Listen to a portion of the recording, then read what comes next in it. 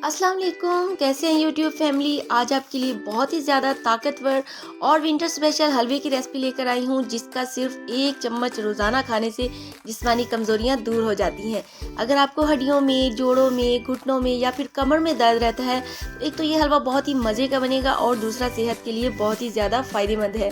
खासकर उन लोगों के लिए जो कमज़ोर हैं, जिसम में हर वक्त थकावट सी रहती है, या जो औरतें प्रेग्नेंट होती हैं, या जो माएँ अपने बच्चों को दूध पिलाती हैं, उन सब के लिए बहुत ही ज़्यादा फ़ायदेमंद है। तो इंशाल्लाह इसको खाने से आप कभी बीमार नहीं होंगे। इसका एक चम्मच रोज़ाना खाने से आप इंशाल्लाह अपनी उम्र से 20 साल कम महसूस करेंगे। इतनी एनर्जी जिसम में ये बहाल करता है। तो बस यूँ समझ लीजिए कि आपके लिए सर्दियों का बेस्ट तोहफ़ा है। तो बिना टाइम ज़ाया किए रेसिपी की तरफ चलते हैं। यहाँ पर सबसे पहले हमें जिस चीज़ की ज़रूरत है वो इस हलवे का मेन इंग्रेडिएंट है। तो यहाँ पर मैं ले रही हूँ कीकर गोंद।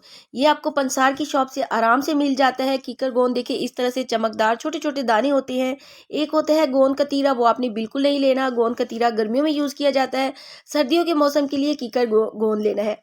तो यहाँ पर चले चूल्हे की तरफ चलते हैं। यहाँ पर रखेंगे एक पैन और उसमें हमने डालना है देसी घी, जो मैंने अभी अभी फ्रेश मक्खन से बिल्कुल खालिश देसी घी निकाला है। तो इसमें से अभी 2 से 3 चम्मच देसी घी डालेंगे। बाकी का क्या करना है वो आगे चलकर रेसिपी में आपको बताएंगे। तो यहाँ पर अब 1 कप के बराबर कीकर गोंद डाल देंगे। जैसे ही घी गर्म हो जाएगा तो देसी घी से ये हलवा बहुत ही ज़्यादा फायदेमंद हो जाएगा। लेकिन अगर देसी घी ना हो तो नॉर्मल डालडा घी कम क्वांटिटी में आप यूज़ कर सकते हैं। तो इसको थोड़ा थोड़ा डालकर फ्राई कर लेंगे। तो मैं इसे 2 पार्टीशन में डालकर फ्राई कर रही हूँ। तो देखिए जैसे ही घी गर्म हो जाएगा तब आपने इसमें कीकर गोंद को डालना है। ठंडे घी में आपने इसको नहीं डालना। तो देखिए जैसे ही गर्म घी हो जाएगा एकदम से ये दाने फूल जाएंगे, इसलिए इन्हें अच्छी तरह से फ्राई कर लेंगे। तो मैं इसे 2 हिस्सों में फ्राई कर रही हूँ ताकि इक्वल सारे दाने अच्छे से फूल जाएं, कोई दाना इसमें कच्चा ना रहे, वरना हलवा खाते वक्त आपको चिपचिपाहट सी महसूस होगी। तो देखिए जैसे ही फ्राई हो जाएगा, फ्राई करने के बाद इन्हें निकाल लेंगे और फिर बाकी बचा हुआ गोंद इसी तरह से सेम तरीके से फ्राई कर लेंगे। तो देखिए गोंद, कीकर गोंद हमारे पट्ठों, जोड़ों और कमज़ोरी के लिए बहुत ही ज़्यादा फ़ायदेमंद है। तो जिन ख़वातीन को हर वक्त कमर में दर्द, घुटनों में हवासी हो जाती है, घुटनों में टक टक की आवाज़ आती है, तो उनके लिए तो बहुत ही ज़बरदस्त इम्यूनिटी को बहुत तेज़ी के साथ बूस्ट करता है। तो यहाँ पर देखिए हमने सारी गोंद को अच्छे तरीके से फ्राई कर लिया। अच्छे तरीके से ये सारा फूल चुका है, इसे एक प्लेट में निकाल लिया है। तो देखिए अभी भी पैन में थोड़ा सा घी बच चुका है। इसी पैन में 1 कप के बराबर फूल मखाने डालेंगे। ये भी ईजिली आपको पंसार शॉप से मिल जाते हैं। इनमें कैल्शियम बहुत ज़्यादा मिकदार में होता है, जो कि हमारी हड्डियों, जोड़ों के लिए, आँखों के लिए और बालों के लिए बहुत ही ज़्यादा फ़ायदेमंद होता है। इनमें बहुत ज़्यादा प्रोटीन पाया जाता है, ओमेगा 3 फैटी एसिड भी होता है, जो कि हमारी सेहत के लिए बहुत ही ज़्यादा फ़ायदेमंद है।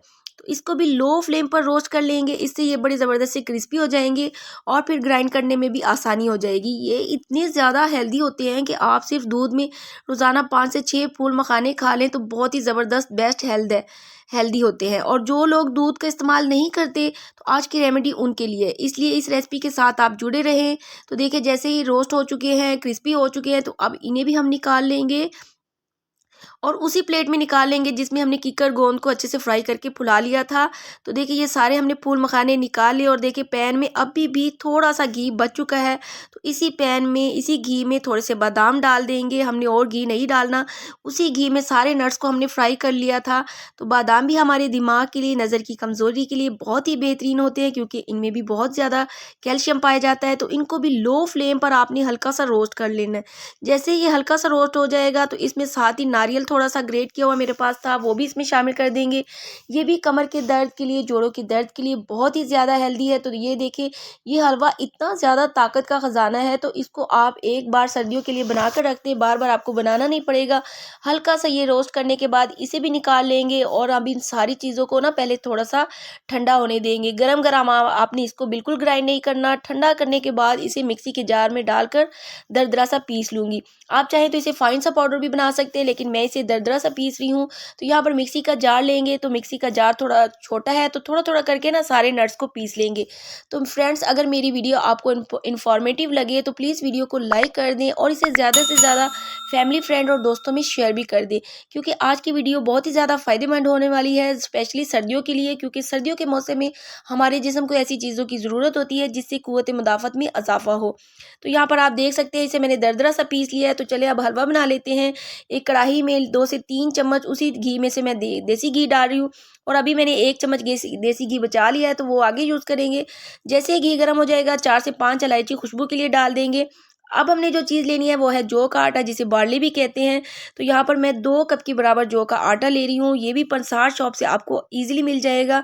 इसके बारे में तो आप सभी जानते हैं कितना ज़्यादा ये हेल्दी होता है, कोलेस्ट्रॉल को कम करता है, हड्डियों को मजबूत बनाता है, शुगर के मरीज़ों के लिए बहुत ही ज़्यादा फ़ायदेमंद होता है और वैसे भी हमारे जिस्म के लिए बहुत ही ज़्यादा फ़ायदेमंद और ताकतवर होता है। और जौ की रोटी बनाकर खाते हैं तो उसमें ग्लूटेन फ्री होता है और ये वेट को भी नहीं बढ़ाता और हड्डियों को भी बहुत ज़्यादा ताकतवर बनाता है। तो जो लोग बार बार बीमार पड़ जाते हैं, जिस्मानी कमज़ोरी हो जाती है, तो उनके लिए जौ का आटा बेस्ट है। और जौ का दलिया भी दूध में पकाकर खाया जाता है, बहुत ही ज़्यादा हमारी हेल्थ के लिए फ़ायदेमंद होता है। इसको खाने से शुगर कंट्रोल में होती है, कोलेस्ट्रॉल का मसला भी ठीक हो जाता है। तो देखिए, इसको लो फ्लेम पर अच्छे से भून लिया है। जैसे इसका कलर चेंज हो गया है तो इसमें मैंने 1 कप के बराबर जो है वो गुड़ डाल दिया है मिठास के लिए।